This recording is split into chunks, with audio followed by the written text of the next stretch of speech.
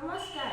আজি আমি বিকশিত ভাৰত 2025 কাৰণে বাকাইতালী ছোৱালী মধ্য ইংৰাজী বিদ্যালয়ৰ অষ্টম শ্ৰেণীৰ ছাত্ৰীসকলে এই প্ৰকল্পটো নিৰ্মাণ কৰিছোঁ। আমাৰ গ্ৰুপটোৰ নাম টিম বি আৰু এই গ্ৰুপটোৰ মুৰব্বী হলো মই দীপশিখা নাথ। আমাৰ গাঁও অঞ্চলত পানীৰ বহুতো অসুবিধা হয়। গাঁও অঞ্চলৰ দমকল বা তেনেকুৱা বিভিন্ন পানীৰ প্ৰকল্পসমূহৰ পৰা ওলোৱা পানীত বহুত আইৰণ বা কেনেকুৱা ক্লৰিক এচিড থাকে আৰু সেইবোৰ পানী আমাৰ খোৱাৰ কাৰণে উপযোগী নহয়। সেইবোৰ পানী আমি অতি সহজে পৰিষ্কাৰ কৰিব পাৰোঁ।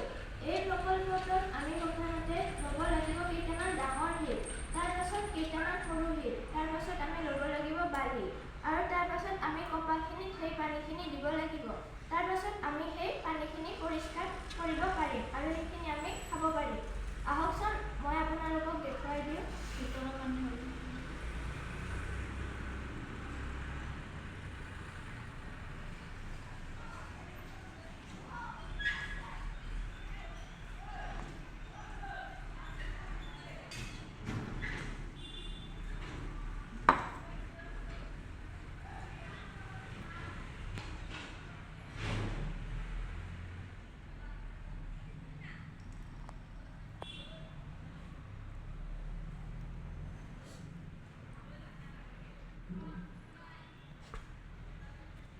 এইখিনি হ'ল পৰিষ্কাৰ পানী যিখিনি আমি খাব পাৰোঁ।